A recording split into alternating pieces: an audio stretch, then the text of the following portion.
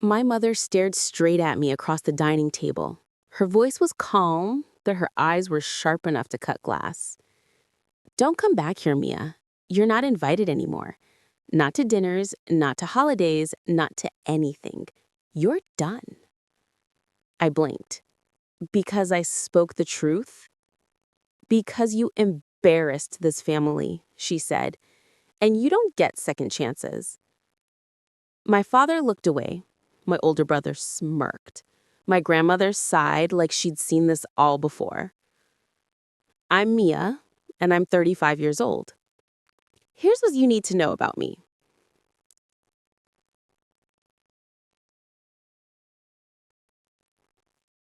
I'm a chef, not the kind that ends up on TV or wins Michelin stars, but the kind that's built a career quietly, behind the scenes. I've worked in kitchens since I was 17. I started as a dishwasher, then line cook, then head chef. 15 years of heat, noise, and endless nights, all because I believed food could bring people together. The irony? My own family never shared a single meal without turning it into a battlefield. I'm the middle child, the peacemaker who always failed, the one accused of being too emotional when I defended myself, too ambitious when I dreamed bigger, and too sensitive when I didn't laugh at their jokes about me. For years, I thought if I just achieved more, earned more, impressed them more, maybe I'd finally belong. But that night proved something else entirely.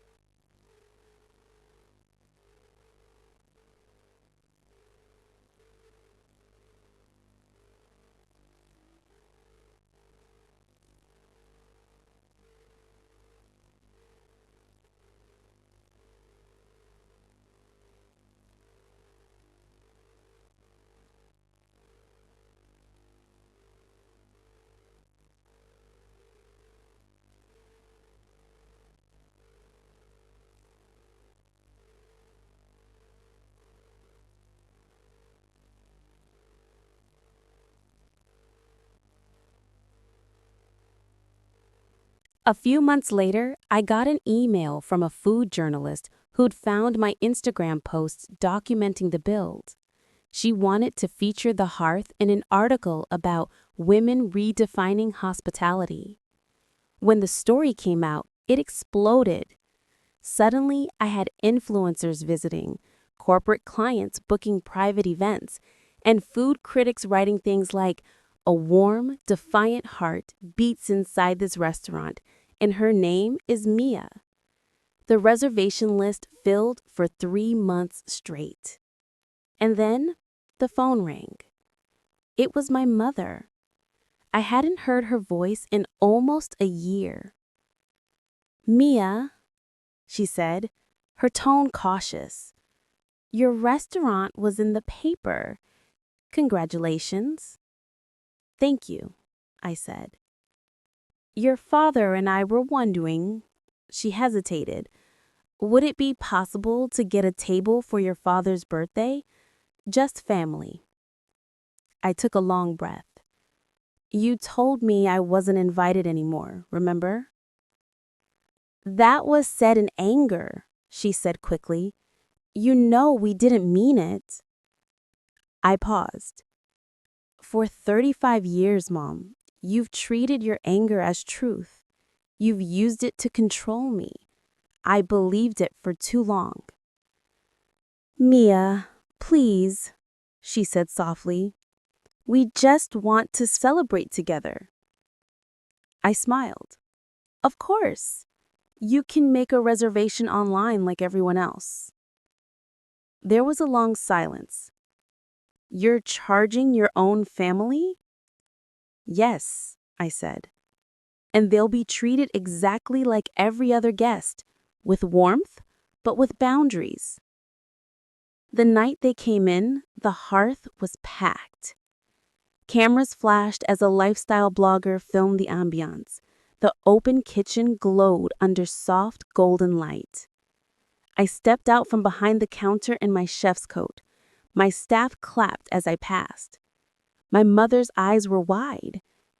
"This is incredible." My father looked around, speechless. "You did all of this?" "Yes," I said simply. "I built it after you told me not to come back." They both fell silent. My mother reached out to touch my hand. "We're proud of you." I met her gaze. "Thank you. I'm proud of me too." For the first time, I meant it. A year later, the Hearth was named Restaurant of the Year by a major food publication. I expanded to 2 more cities. Investors approached me for a global collaboration project. And my family? They attended my next grand opening, not as family, but as paying guests. They smiled for photos, they congratulated me publicly, and for the first time, they treated me with respect.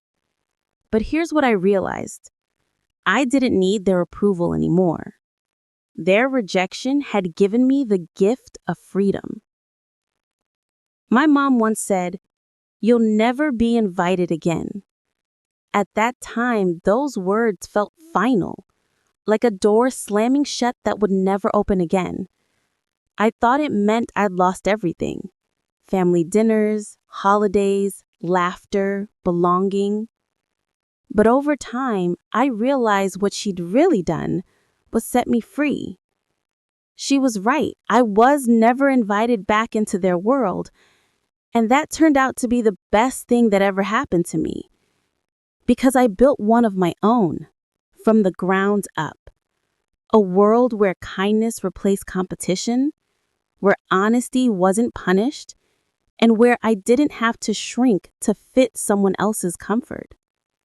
I stopped begging for a seat at their table and built a new one, sturdy, wide, and welcoming. The people who sit there now are the ones who see me for who I am, not who they wish I'd be. And now they're the ones asking for an invitation. They peek through the windows of the life I built, wondering how I did it, how I moved on without them. The truth is, I didn't just move on. I grew roots somewhere else.